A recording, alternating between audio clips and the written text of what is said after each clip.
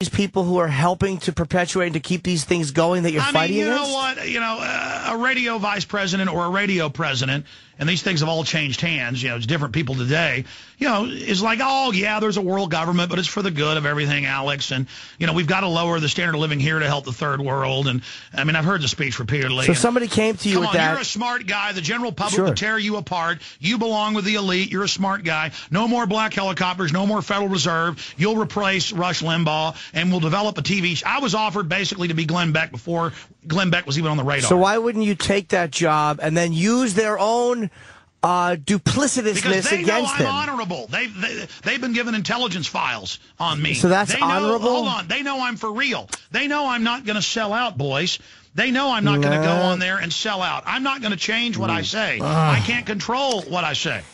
So wait, they offered you these big gigs and all of this money, and on your honor, you're not revealing who they are, and you didn't take it to use that platform because you're making films for free, which to me means that you do care. No, they told me. They said, you will have editorial control. You will have a couple of producers, and we will bring you what you're going to cover, and you're not going to cover. I mean, this happened repeatedly. It was like a script. No more black helicopters. No more Federal Reserve. No more. And this happened 3 different times. One time it was a little radio guy, you know, a national consultant. Then it was a vice president. Then it was even higher level. I mean, come on, guys. So you fight against. Here's the deal. Here's the deal. Hold on, Alex. You fight against declassifying stuff. Here's the deal. You fight against declassifying stuff, and yet you're helping classify stuff. I'm getting it all my way. I'm doing it my way, and I'm getting it all. But why not then help bring them down? Here's how you make yourself bigger, is you bring them down through their own. If they come to you with these type of deals, and they come to you by offering. Why would I want to bring down some radio guy who knows the truth? Because he is a part of what you're fighting. No, he's not. He's sure Let me tell you something. Why would he be privy to the information? I talk to radio executives now.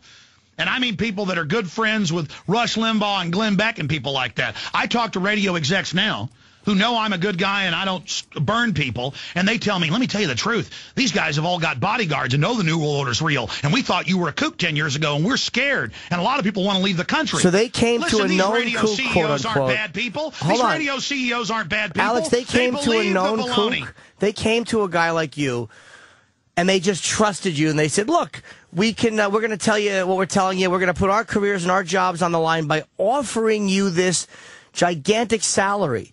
Instead of just leaving you... Hey, guys, I'm on the cover of Radio Inc. I didn't get back with talkers to be on the cover last week because I was too busy. I mean, they recognize talent. You think I'm making I'm not this stuff saying up? you're not talented. Hold on. You think I'm making this stuff up? I think you're making up the part about them offering you a lot of money. Movies, guys. My websites combined are starting to approach the Drudge Report. I mean, they recognize talent. They came and they said, listen, kid, you got talent. And they said, you want to be on a crusade and basically go nowhere or not be sure of going somewhere, or do you want to go to the big time right now, kid? I would believe that they offered you a job and said, look, we would like you to change your format. We like you, but not what you talk about. That I would believe.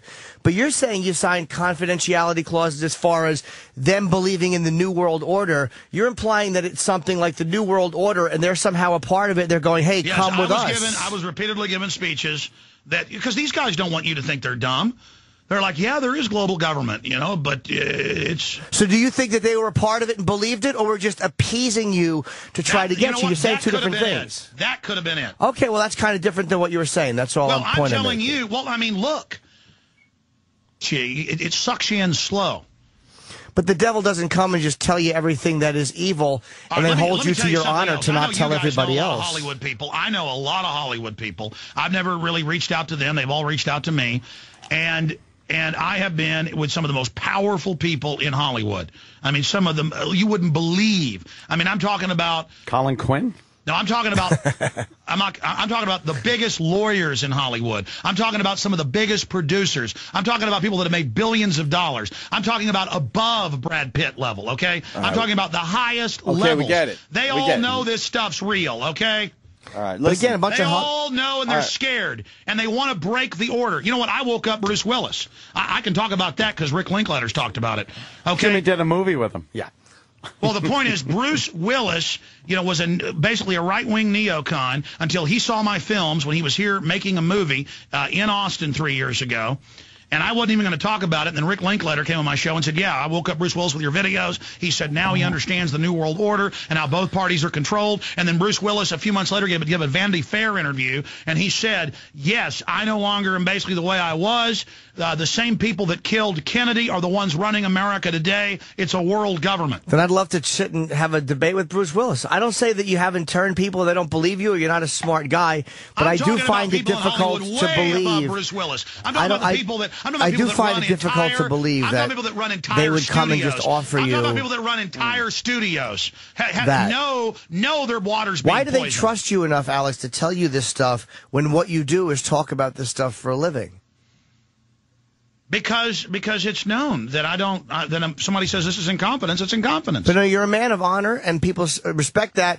So why would they betray themselves and put everything they have on the line to talk to, let's be honest, a known blabbermouth? Well, you know what? I am somewhat of a blabbermouth on the radio, but in person, it's more electric. I mean, so you're saying that if somebody gives you these facts, which in a way I don't know why people tell me things. When you sit out on a veranda overlooking the Hollywood Hills, talking to somebody, you get real with them and look them right in the eye and say, this is going to destroy your grandchildren. This program's real. You understand the true power structure. But if you're respecting and you understand that you are confidentiality, selling out humanity, these people say, yes, I know. What are we supposed to do? So you should be exposing those people then. You're exposing other people. You can't expose people, but not expose people who are just nice to you in person. In a diplomat format, it's not like I'm out running around doing this. In the last decade, this might have happened to me 10, 12, 13 times. All right, well, that's a lot. That's a lot of names. It's not like I'm wallowing around in these. I could go out there and try to ingratiate myself more, but I haven't even attempted that. Al, that's a lot of names. 13 people. You said big radio heads had come to you and offered to pay you 10 times what you were making. Just a number. 10, 15 times have I ended up in super high-powered meetings and events and seeing things. So you're saying that people who knew there was a new world order, not just believed it and were being hey, what do you think it's like if I'm right, being near the top and knowing how evil this plan is? I think that none of them who really believed that or thought that would come to you and admit that they knew or thought that and expect you to not talk about it. Okay, one time, here's an example. One time, probably 11 years ago, I was up at the Texas Capitol, and I was walking out of a bathroom, and up walked one of the heads, I'll just leave it at that, of the government of Texas. And he stuck a card in my hand. He said, you ought to come by for a meeting sometime. And he goes, listen, everything you're saying is true, but the public's a bunch of idiots, and they don't want freedom. So, you'll come by my office sometime. And I ended up losing the card, never coming by his office because I'm busy. The point is, these guys... Wait, hold on. You were too busy to go by a man in that powerful positions. Like, you interview a guy who ran the film for the moon, and I know you do a lot of compelling interviews.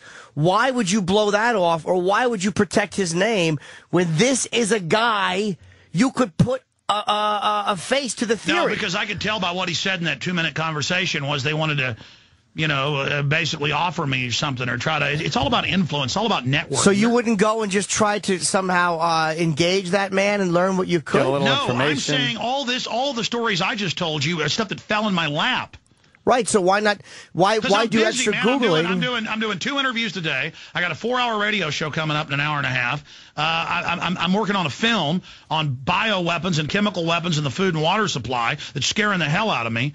I've got all just... a very powerful guy in the Texas government came to you admitting that you're right, but you were too busy... No, he didn't really, he said, you're right about all this, but your perspective's wrong. It's always the same with these guys. It's yes, there's an elite. Yes, it's corrupt. Yes, it's out of control. But you don't understand the people don't want freedom. And if they had the power, they'd be just as bad. All right. I think we got to wrap up. We have 15 minutes of show left before the computer shuts off. Well, the oil spill thing, though. Oh. Because that's a current thing. Do you want to hear the oil spill? Well, you got to make it fast because we really got to get out. We run out of show. So everyone, hold on. Where we were at, everyone dumped their stock a week before the big event. Yes, Obama dumped his stock, the head of BP, the head of Goldman Sachs, which is one of the main owners of British Petroleum. They all dump it. And then I started getting this report. We're 70-something days into it, but within a week, there were news reports because people would talk to folks in the oil drilling community in Mississippi and Louisiana. And then about a month ago, they had the Coast Guard hearings with the survivors. And the survivors said, look, 2 months before, they gave us orders to drill this super deep well at 18,000 feet. that had never been done before, and we told them it was going to blow up. This is in Atlantic Monthly, by the way, the minutes of this, and a bunch of other publications. The Atlantic Monthly headline was, "Are you effing happy? I told you the rig